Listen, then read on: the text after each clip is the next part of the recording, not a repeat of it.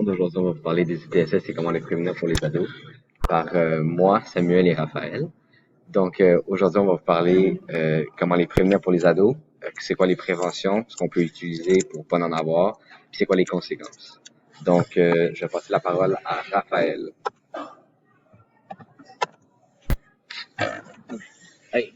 Les CSS ils peuvent se propager dans pas mal toutes les actions sexuelles.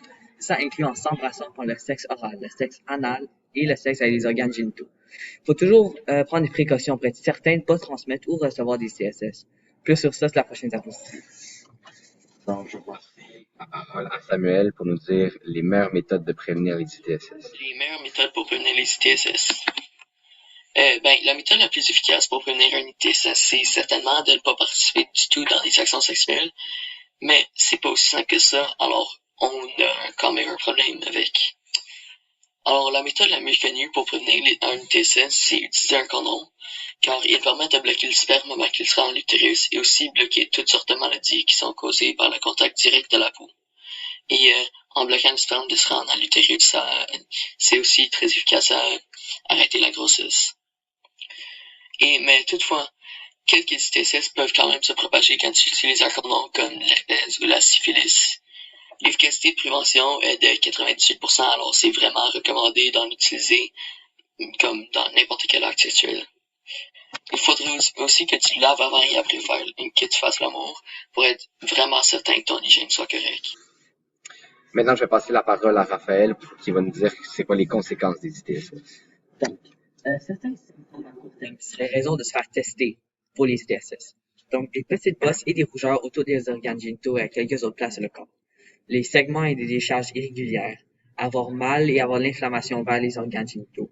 Douleur et de l'inconfort pendant l'urination ou le sexe.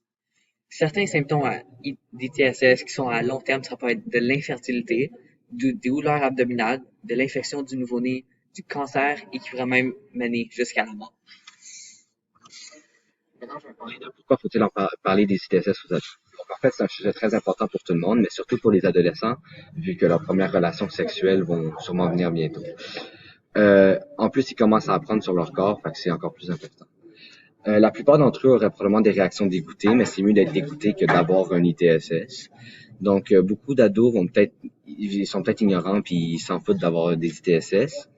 Mais, en fait, on va vouloir vous dire pourquoi il faut faire attention à ça puis les conséquences. Fait que restez en sécurité. Maintenant, je vais passer la parole à Samuel qui va nous parler des ITSS incurables et curables. ITSS curables et incurables. Alors, les ITSS les plus communs qui sont curables sont la chlamydia, la syphilis, la gonorrhée et la trichomonas. Alors, pour ceux-là, il faut vraiment faire attention pour pas les avoir, mais en même temps, c'est comme pas le pire que possible parce que on peut quand même, il y a un remède.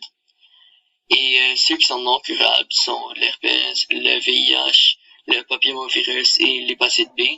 Alors, ces ITSS sont vraiment on veut vraiment pas les avoir parce que on sait déjà les effets et c'est dangereux parce qu'on peut pas les perdre.